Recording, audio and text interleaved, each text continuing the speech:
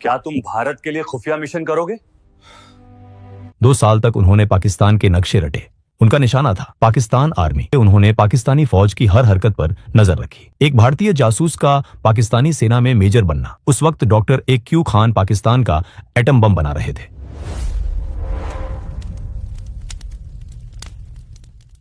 कल्पना कीजिए एक ऐसे आदमी की जो एक साथ 2 जिंदगियां जी रहा था।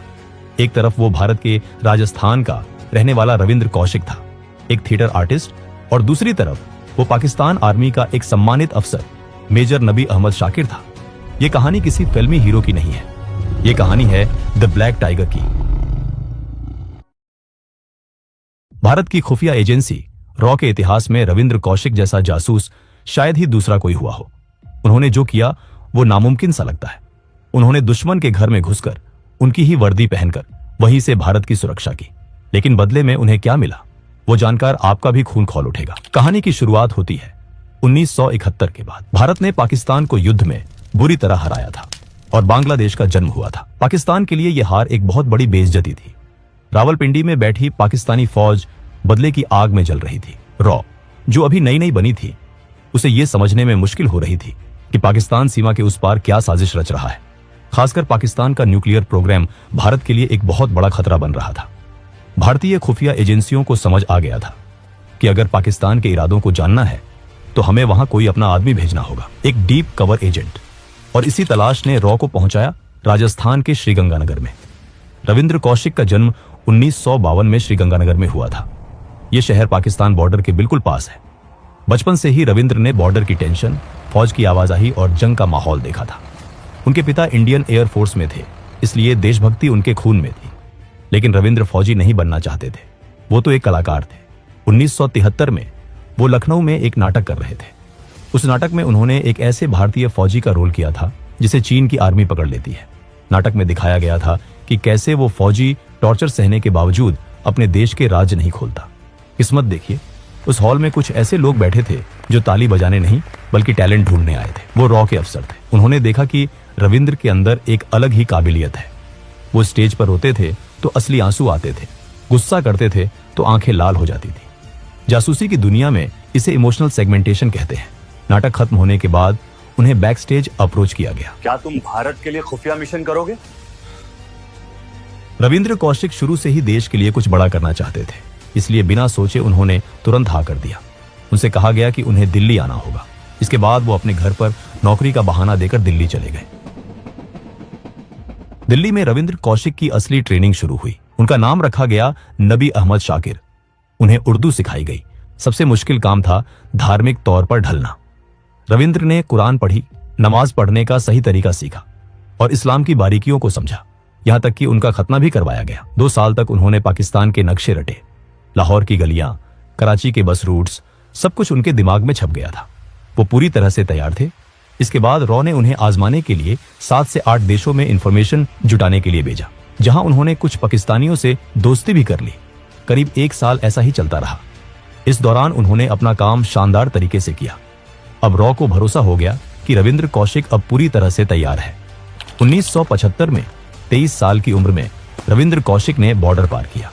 वो पाकिस्तान पहुंच गए। सबसे पहले उन्होंने वहां अपनी पहचान पक्की करने के लिए कराची यूनिवर्सिटी में एडमिशन लिया। उन्होंने लॉ की पढ़ाई शुरू की। उन्होंने अपनी डिग्री पूरी की और सिर्फ पास नहीं हुए बल्कि अच्छे नंबर लाए। लेकिन उनका मिशन सिर्फ वकील बनना नहीं था, उनका निशाना था पाकिस्तान आर्मी। पढ़ाई के बाद उन्होंने पाकिस्तान आर्मी में ज्वाइन करने की कोशिश की। तभी किस्मत ने एक बड़ा मौका दिया। पाकिस्तानी मिलिट्री के अकाउंट्स डिपार्टमेंट में वैकेंसी निकली। रॉ से हरी झंडी मिलते ही रविंद्र ने अप्लाई किया। ये उनकी जबरदस्त काबिलियत ही थी कि उन्होंने पहले ही प्रयास में इस कठिन परीक्षा को पास कर लिया। इसके बाद उन्हें पाकिस्तानी सेना में एक कमीशन्ड अफसर के तौर पर तैनात किया गया। ये विभाग सेना की नब्ज होता है। फौज टैंक कहाँ भेज रही है, नए बंकर्स कहाँ बन रहे हैं, परमाणु वैज्ञानिकों को सैलरी कितनी मिल रही है, ये सब हिसाब अकाउंट्स डिपार्टमेंट के पास होता है। इस पद पर रहते हुए उन्होंने पाकिस्तानी फौज की हर हरकत पर नजर रखी। सब जानकारी वो भारत भेजते रहे। उस दौर में आज जैसा हाईटेक कम्युनिकेशन नहीं था, इसलिए एक जासूस का काम और भी जानलेवा था। अपनी रिपोर्ट्स भेजने के लिए रविंद्र को पोस्टल सिस्टम का सहारा लेना पड़ता था। वो इनविजिबल इंक से खत लिखते, जिसे पहले कुवैत या दुबई भेजा जाता था। वहां से भारतीय एजेंट्स उसे दिल्ली पहुंचाते। अपनी कवर को और मजबूत करने के लिए उन्होंने वहां शादी भी कर ली। उनकी पत्नी का नाम था अमानत, जो एक स्थानीय लड़की थी। उनका एक बेटा भी हुआ। अब नबी अहमद शाकिर पूरी तरह से पाकिस्तानी बन चुके थे। किसी को सपने में भी अंदाजा नहीं था कि ये शख्स असल में भारत का जासूस है। उनकी पत्नी को भी ये नहीं पता था। एक तरफ वो भारत के लिए अपना फर्ज निभा रहे थे, तो दूसरी तरफ अपनी काबिलियत से पाकिस्तानी अफसरों का भरोसा जीत रहे थे। उनकी इसी मेहनत का नतीजा था कि जल्द ही उन्हें तरक्की मिली और वो मेजर बना दिए गए। एक भारतीय जासूस का पाकिस्तानी सेना में मेजर बनना ये रॉ के लिए किसी सपने से कम नहीं था। इस ओहदे ने उन्हें सेना के बड़े जनरलों और यहाँ तक कि ISI के अधिकारियों के बीच बैठने का मौका दे दिया। 1979 से 1983 तक का समय रविंद्र कौशिक का सुनहरा दौर था। वो रॉ को ऐसी खबरें भेज रहे थे जो किसी और के लिए नामुमकिन थी। उनकी सबसे बड़ी कामयाबी थी पाकिस्तान के परमाणु कार्यक्रम की जानकारी। उस वक्त डॉक्टर AQ खान पाकिस्तान का एटम बम बना रहे थे। रविंद्र ने कहूता रिसर्च लैब्स और परमाणु हथियारों से जुड़ी कई अहम जानकारियां भारत भेजी। इसके अलावा वो आर्मी की मूवमेंट की खबर देते थे। उनकी वजह से भारत ने कई बार पाकिस्तान के अचानक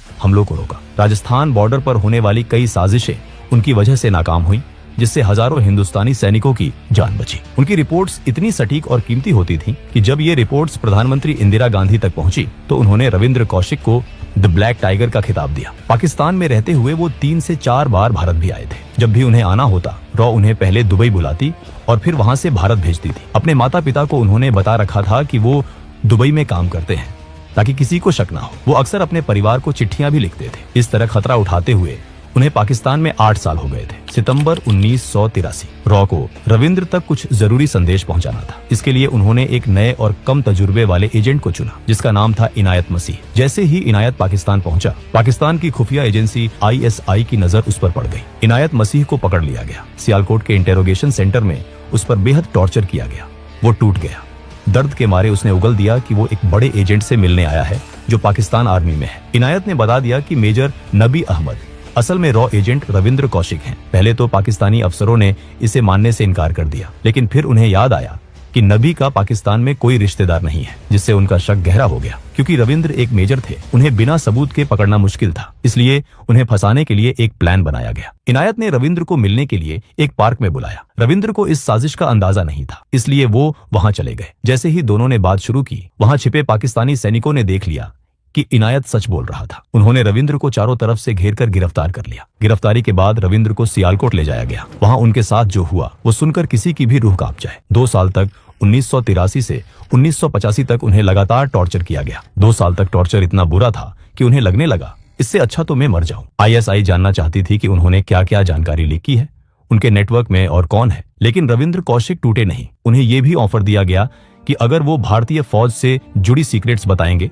तो उन्हें छोड़ दिया जाएगा। लेकिन उन्होंने सारे राज अपने सीने में दबाए रखे। 1985 में पाकिस्तान की अदालत ने उन्हें मौत की सजा सुनाई। बाद में पाकिस्तान के सुप्रीम कोर्ट ने इसे उम्र कैद में बदल दिया। मौत टल गई, लेकिन जो जिंदगी मिली वो मौत से भी बदतर थी। अगले 16 साल तक रविंद्र कौशिक पाकिस्तान की अलग अलग जेलों में रहे। जेल के हालात बहुत खराब थे। एक छोटी सी कोठरी, खराब खाना और बीमारी। उन्हें TB हो गया और दिल की बीमारी भी हो गई। लेकिन इससे ज्यादा दर्द उन्हें इस बात का था कि उनका अपना देश, जिसके लिए उन्होंने अपनी जवानी कुर्बान कर दी, अब उन्हें पहचानने से इनकार कर रहा था। अगर कोई जासूस पकड़ा जाता है तो सरकार कह देती है हम इस आदमी को नहीं जानते। भारत सरकार ने भी यही किया। रविंद्र कौशिक को आधिकारिक तौर पर अपना मानने से मना कर दिया गया, लेकिन रविंद्र ने हिम्मत नहीं हारी थी। उन्होंने चुपके से अपने घर वालों को चिट्ठियां लिखी और तब उनके परिवार को पहली बार पता चला कि वो दुबई में जॉब नहीं कर रहे थे, बल्कि पाकिस्तान में एक जासूस थे। इन चिट्ठियों में एक टूटे हुए दिल का दर्द था। एक चिट्ठी में उन्होंने लिखा था, क्या भारत जैसे बड़े देश के लिए कुर्बानी देने वालों को यही मिलता है? उनके परिवार ने भारत सरकार से बहुत मदद मांगी, लेकिन कोई फायदा नहीं हुआ। रविंद्र 18 साल तक वो जेल में सड़ते रहे। उन्होंने एक और खत में लिखा कि अगर मैं अमेरिकन होता तो 3 दिन में छूट जाता। अमेरिका या इजराइल अपने एजेंट्स को बचाने के लिए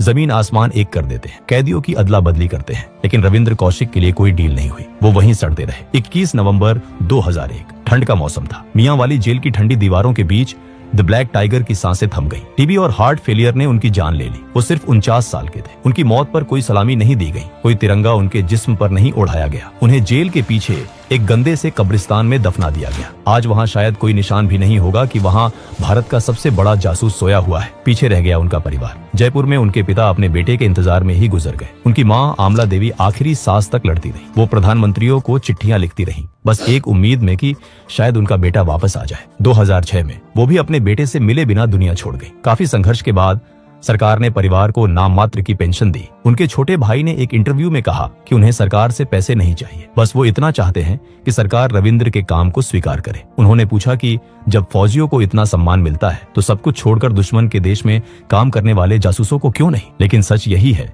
कि पकड़े जाने के बाद जासूस का कोई देश नहीं होता। वो जिस देश के लिए जान देता है उसे उस देश की पहचान तक नहीं मिलती। रविंद्र कौशिक आज हमारे बीच नहीं है, लेकिन उनका काम, उनकी हिम्मत और उनका बलिदान इतिहास के पन्नों में दर्ज है। दोस्तों, अगर वीडियो पसंद आया हो तो वीडियो को एक लाइक जरूर करें और चैनल को भी सब्सक्राइब जरूर करें। हम ऐसे ही वीडियो हर हफ्ते लाते रहेंगे। तब तक के लिए जय हिंद।